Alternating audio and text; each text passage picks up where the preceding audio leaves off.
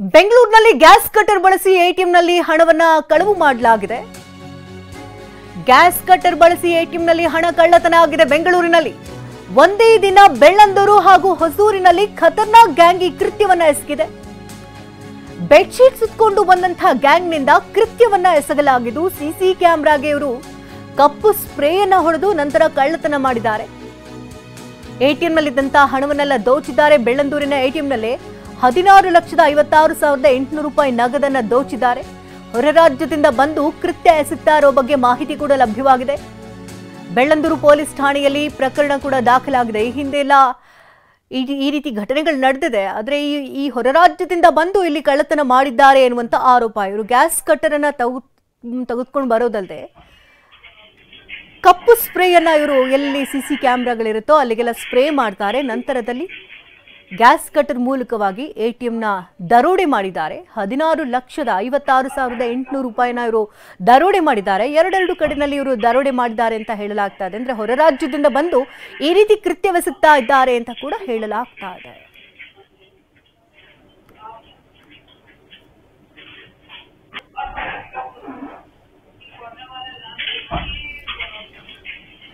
ಈ ಬಗ್ಗೆ ಪ್ರತ್ಯಕ್ಷ ವರದಿಯನ್ನು ಕೊಟ್ಟಿದ್ದಾರೆ ನಮ್ಮ ಪ್ರತಿನಿಧಿ ರಾಜಪ್ಪ.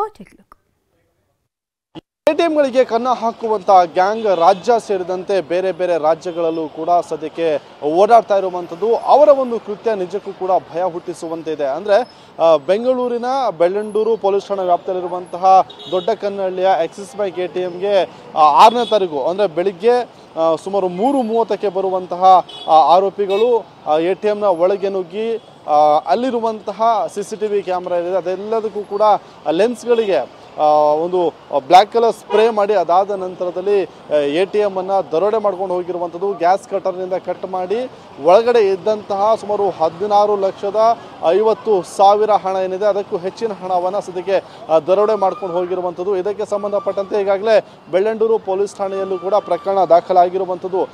ಇದಾದ ಬಳಿಕ ಅಂದರೆ ಈ ಒಂದು ಘಟನೆ ನಡೆದಂತಹ ದಿನವೇ ಹೊಸೂರು ಸೇರಿದಂತೆ ರಾಜ್ಯದ ಬೇರೆ ಬೇರೆ ಭಾಗದಲ್ಲೂ ಕೂಡ ಅಂದರೆ ಜೊತೆಗೆ ಬೇರೆ ರಾಜ್ಯಗಳಲ್ಲೂ ಕೂಡ ಈ ರೀತಿಯಾಗಿ ಈ ಒಂದು ಗ್ಯಾಂಗ್ ಕೃತ್ಯವನ್ನು ನಡೆಸಿದೆ ಅನ್ನುವಂಥದ್ದು ಕೂಡ ಸದ್ಯಕ್ಕೆ ಗೊತ್ತಾಗ್ತಿರುವಂತಹ ಸಂಗತಿ. ಹಾಗಾಗಿ ಬೆಂಗಳೂರು ಪೊಲೀಸರು ರಾಜ್ಯದ ಬೇರೆ ಬೇರೆ ಪೊಲೀಸ್ ಠಾಣೆಗಳಲ್ಲೂ ಕೂಡ ಎಲ್ಲೆಲ್ಲಿ ಎಟಿಎಂ ಇದೆ ಅಲ್ಲಲ್ಲಿ ಪೊಲೀಸ್ ಗಸ್ತನ್ನು ಹೆಚ್ಚು ಮಾಡುವಂತಹ ನಿಟ್ಟಿನಲ್ಲೂ ಕೂಡ ಈಗಾಗಲೇ ಸೂಚನೆಯನ್ನು ಕೂಡ ಕೊಟ್ಟಿರುವಂಥದ್ದು.